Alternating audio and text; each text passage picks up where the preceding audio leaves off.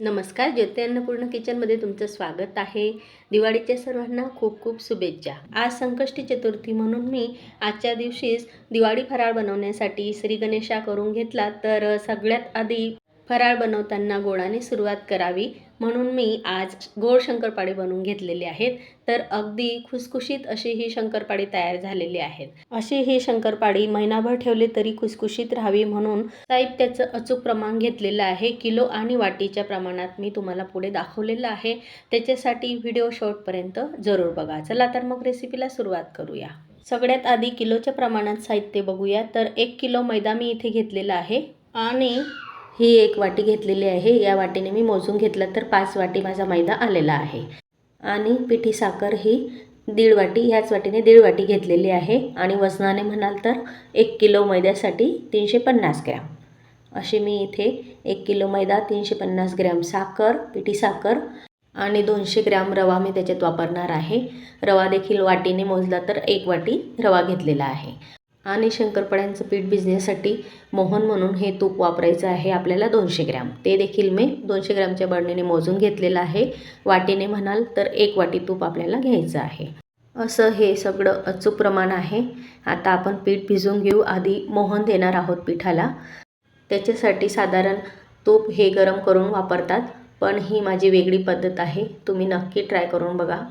तूप मी आधी ज्या भांड्यात आपल्याला मोकळ्या भांड्यात पीठ भिजायचं आहे त्याच्यातच हे तूप असं टाकल्यावर हाताने मस्त असं फेटून घ्यायचं.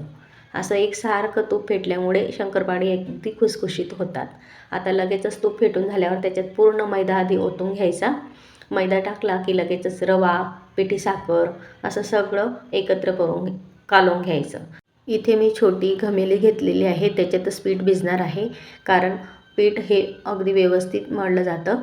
हाताने असं सर्व पिठाला तूप लागलं पाहिजे, म्हणजे आपलं व्यवस्थित मोहन दिलं जाईल. असं दोघी हातांनी देखील पूर्ण पीठ असं चोळून घ्यायचं. शंकरपाळी बनवण्यासाठी अचूक प्रमाणात सगळं घेतलं आणि व्यवस्थित मोहन देऊन पीठ भिजलं म्हणजे अजिबात तुमचे शंकरपाळे बिघडणार नाहीत. आता तुम्ही बघू शकता हाताने मस्त मूठ बांधली गेलेली आहे.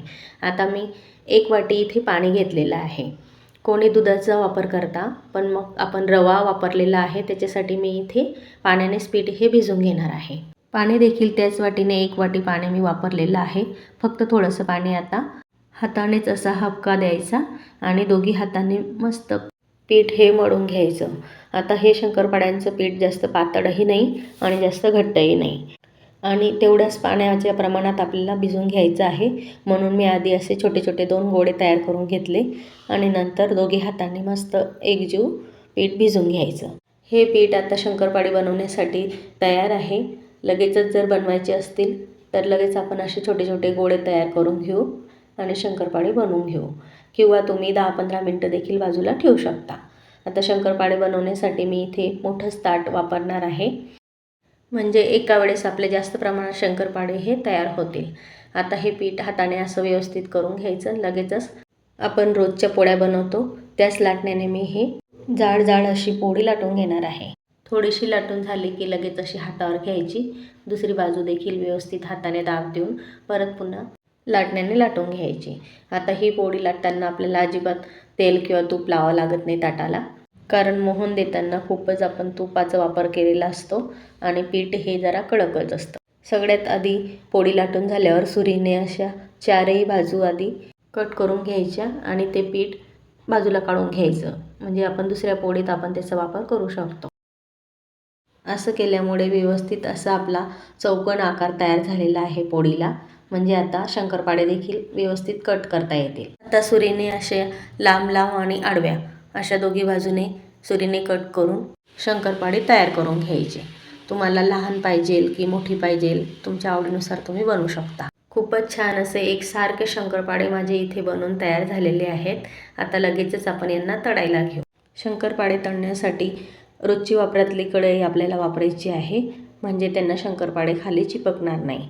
आणि मोकळ्या तेलात देखील तळून घ्यायचे आहेत. तेल आधी चांगलं तापू द्यायचं आणि अगदी कमी गॅसवर मग शंकरपाळे तळून घ्यायचे, म्हणजे खरपूस तळले जातील. फुल गॅसवर जर तुम्ही शंकरपाळे तळले तर ते लगेचच लाल होतील आणि आतमध्ये थोडे कच्चे राहतील. आणि तेल न तापताच जर तुम्ही शंकरपाळे टाकले तर लगेचच ते विरघळण्याची देखील शक्यता असते. म्हणून या छोट्या छोट्या गोष्टी आपल्याला लक्षात ठेवायच्या आहेत. सुरुवातीला 1 ते 2 मिनिट शंकरपाळे हे असेच तळून घ्यायचे. नंतर बुडबुडे जरा कमी व्हायला लागले की मग असे चमच्याने खालीवर करून असे दोघी बाजू व्यवस्थित तळले जातात. आता हे त्यांचा कलर बदलेपर्यंत आपल्याला असेच तळून घ्यायचे आहेत. 2 ते 3 मिनिट मी असेच शंकरपाळे हे तळून घेतलेले आहेत. कलर देखील बदललेला आहे, तुम्ही बघू शकता. मस्त असे खरपूस शंकरपाळे आपले तळले गेलेले आहेत. आता कलर हा थोडासा लाईट असतानाच आपण शंकरपाळे काढून घ्यायचे, कारण सुरुवातीला ते मऊ राहतात. आपण आधी भिजताना तूप टाकलेलं असतं आणि तळण्यासाठी तेल देखील अगदी गरम केलेलं असतं, म्हणून ते जास्त हीट झालेले राहतात. त्याच्यासाठी थोड्या वेळाने त्यांचा कलर आणखीन बदलतो आणि लाल होतात. असे इथे मी अगदी सोप्या पद्धतीने योग्य प्रमाणात शंकरपाळे बनवून दाखवलेले आहेत. तुम्ही देखील या दिवाळीला अशाच पद्धतीने शंकरपाळे बनवा. अजिबात तेलामध्ये शंकरपाळे विरघळणार नाही किंवा कडक देखील नाही होणार. ही रेसिपी तुम्ही नक्की ट्राय करा आणि तुमच्या मैत्रिणींना देखील कळवा आणि जास्तीत जास्त लाईक, शेअर, चॅनलला सबस्क्राईब करा. पुन्हा भेटू दिवाळी फराळाची नवीन रेसिपी घेऊन. धन्यवाद.